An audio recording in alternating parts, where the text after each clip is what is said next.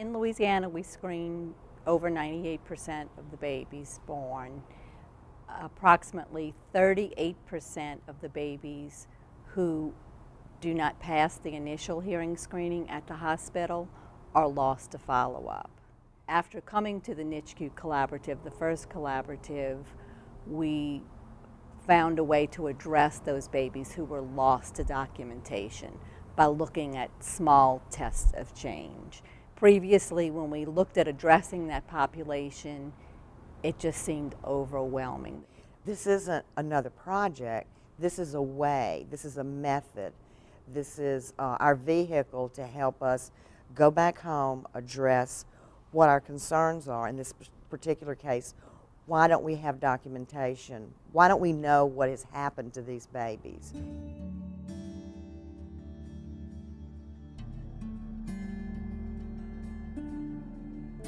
What we found overall, both between the parent letters and the fax back form to the medical home, that a lot of babies were having follow-up that was just not being reported by audiology providers in our state.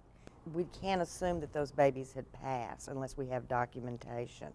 The last cycle that we did find a baby who was, in this case, lost to follow-up, who will probably have a hearing loss because it was family history. So we found one baby.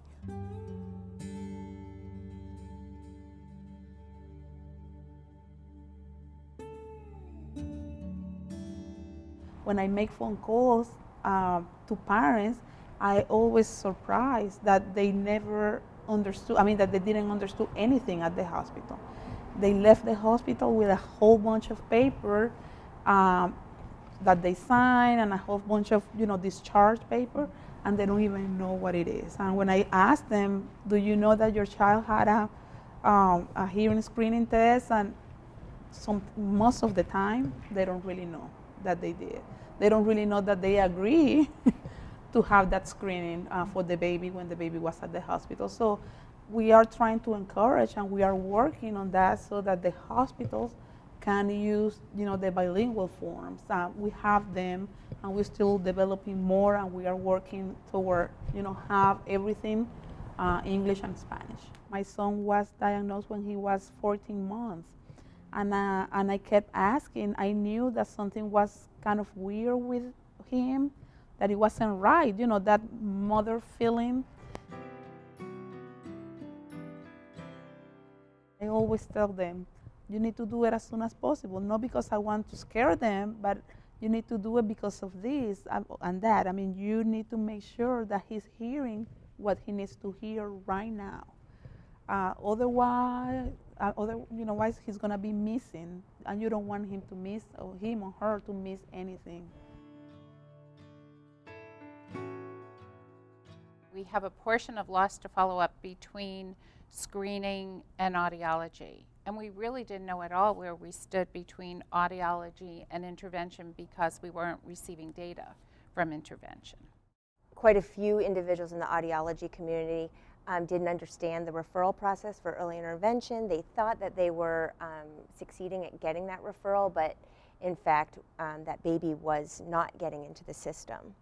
And so I think that we've really corrected that issue. I really think that without NICHQ and this project, that we would have never collectively sat down and really examined how we can make the changes that we all knew needed to happen. And it gave us the tools to just cut it down into small steps of change that were possible to work through and then to spread to our colleagues.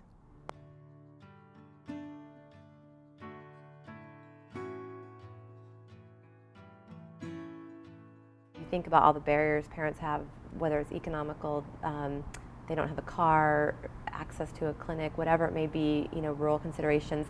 There's a large loss of kids who don't go to follow up.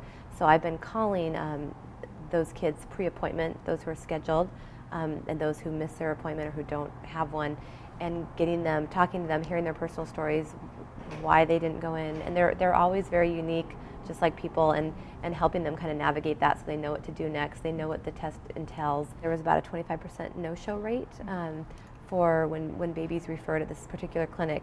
So we started doing where I was calling them beforehand, telling them when their test appointment was, how to bring the baby in a little tired and hungry, what to expect, explaining the test to them, seeing if they had any financial concerns, transportation concerns, anything I could answer for them. And thus far it's small, we're starting small and working out bigger, but we've had, of those kids I've called, 100% of them have gone in.